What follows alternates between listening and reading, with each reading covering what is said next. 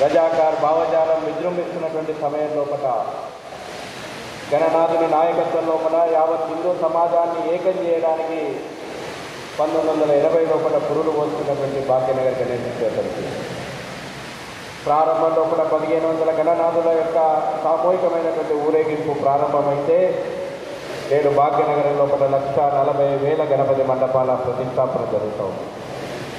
ఈ ఉత్సవాల ద్వారా ముఖ్యంగా హిందూ సమాజం లోపల కుల వర్గ ప్రాంత భాష రాజకీయ విభేదాలను రూపుమాపి యావత్ హిందూ సమాజాన్ని ఏకం చేయాలనేటువంటి లక్ష్యం ఛత్రపతి శివాజీ మహారాజ్ ప్రారంభం చేసినటువంటి యొక్క సామూహిక ఉత్సవాల పరంపర 1630 సంవత్సరం లోపల ఏ ఛత్రపతి శివాజీ మహారాజ్ అయితే హిందూ సమాజాన్ని ఐక్యం చేసి ఈ దేశాన్ని రక్షించుకునేటువంటి ఒక ఎక్కడు అందించినటువంటి స్ఫూర్తిని అందుకున్నటువంటి భాగ్యనగరం గడిచిన 46 సంవత్సరాలుగా ఈ యొక్క మహాయజ్ఞాన్ని నిర్వహిస్తుంది.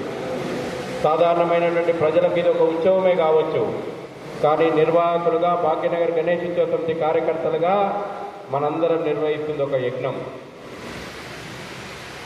రాత్రి 9 గంటలకు ప్రతి గణపతి మండపం కేంద్రంగా సామూహికమైనటువంటి హారతినివ్వమని మనం పిలుపునిచ్చినాం. ఒక్కసారి మనం ప్రతి డివిజన్ లోపల ఆలోచన చేయండి. భాగ్యనగరంలో ప్రతిష్టాపన చేయబడినటువంటి 1,40,000 గణపతి మండపాల కేంద్రంగా ఒకే సమయం లోపల గణగణ ఘంటానాదం మోగుతూ సామూహికమైనటువంటి హారతి నిర్వహిస్తే ఈ భాగ్యనగరంలో ఉన్నటువంటి హిందూ సమాజం స్వాభిమానంతో లేచి నిలబడుతుంది. కాబట్టి ప్రతి గణపతి మండపం దగ్గర రాత్రి 9 గంటలకు సామూహికమైనటువంటి హారతిని నిర్వహించేటువంటి కార్యక్రమం విధిగా నిర్వహించేలాగా మనం ప్రయత్నం చేయాలి. ఇటీవల కాలం లోపల ఆర్థిక వ్యవస్థకు ప్రధానమైనటువంటి వెన్నుముక మనం హిందువులు నిర్వహించుకునేటువంటి పండుగలు మన దేవాలయం నుంచి వస్తున్నటువంటి ఆర్థిక వ్యవస్థనే ఈ దేశ ఆర్థిక రంగానికి మూలం వెన్నుముక. ఒక్క భాగ్యనగరంలోనే హిందూ సమాజం 5,000 కోట్ల రూపాయల ఖర్చు పెడుతుంది. ఈ 5,000 కోట్లు ఏ హిందూ సమాజం అయితే ఈ గణపతి ఉత్సవాల్లో ఖర్చు పెడుతుందో నిరుపేదలైనటువంటి హిందువుల యొక్క కుటుంబాల్లో ఒక పండుగ తీసుకురావాలి. అందుకే మనం హిందూ పండుగల సందర్భంగా మనం పూలు కొన్నా, మనం పండ్లు కొన్నా, ఈ ఉత్సవాలకు సంబంధించినటువంటి ఏ వస్తువులు కొన్నా నిరుపేదలైనటువంటి హిందువుల వద్దనే కొనండి. తద్వారా వారి కుటుంబాల లోపల ఆనందం నింపినటువంటి వాళ్ళమైతాం. పూజా సామాని కొంటే గో ఉత్పత్తులను కొనండి. గోశాలల ద్వారా తయారైనటువంటి పూజా సామాగ్రిని కొంటే మనం గోవును కాపాడినటువంటి వాళ్ళమైతాం. ఈ రకమైనటువంటి పిలుపు అదేవిధంగా సామూహికమైనటువంటి నిమజ్జనం సెప్టెంబర్ 6వ తేదీన మనదైనటువంటి సంస్కృతిని చాటాలి. ప్రతి గణపతి మండప నిర్వాహకుడు నా బాధ్యతగా మనదైనటువంటి సంస్కృతికి గొప్పదనాన్ని చాటే విధంగా ఈ నిమజ్జనోత్సవానికి తరలి రావాలా. మన గణపతి మండపం కారణంగా హిందూ సమాజానికి మచ్చ రాకూడదు. నా గణపతి మండపం కేంద్రంగా దేశభక్తిని దైవభక్తిని ప్రేరేపించేటువంటి కార్యక్రమాలు నిర్వహిస్తానటువంటి సంకల్పం ఇక్కడ ఉన్నటువంటి మనందరం కూడా తీసుకోవాలి. ఆ రకంగా ప్రతి గణపతి మండపాన్ని ఉత్తేజపరచండి. ప్రతి గణపతి మండపాన్ని ఆ దిశగా ముందుకు నడపడం లోపల మీరందరూ కూడా సమయం ఇచ్చి పనిచేయాలని కోరుకుంటూ మరొకసారి కమిటీ అందరూ కూడా ముషీరాబాద్ నియోజకవర్గం లోపల సుమారు 3,000 పైబడి గణపతి మండపాలు ఉన్నాయి.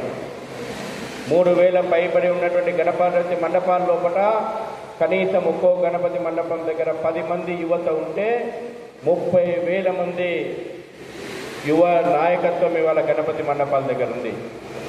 ప్రతి గణపతి మండపం దగ్గర ఉన్నటువంటి వ్యక్తులు సహజ సిద్ధంగా గణపతి నాయకత్వం లోపల నాయకులుగా తీర్చిదిద్దబడుతున్నటువంటి వాళ్ళందరినీ కూడా ఒక్క తాటిపైకి తెచ్చిన రోజున ఈ భగవద్ ధ్వజం, ఈ కాషాయపు ధ్వజం ముషీరాబాద్ లోపల సగర్వంగా తలెత్తుకొని ఉంటుంది. ఆ పని చేయాల్సినటువంటి వాళ్ళ మౌరం మనం ఈ 30,000 మంది యువ నాయకత్వాన్ని, హైందవ నాయకత్వాన్ని సగర్వంగా నిలబెట్టాల్సిన బాధ్యత ఎవరిది? ఇక్కడ ఈ సమావేశంలో ఉన్నటువంటి మనందరిది. ఆ దిశగా ప్రయత్నం చేద్దాం.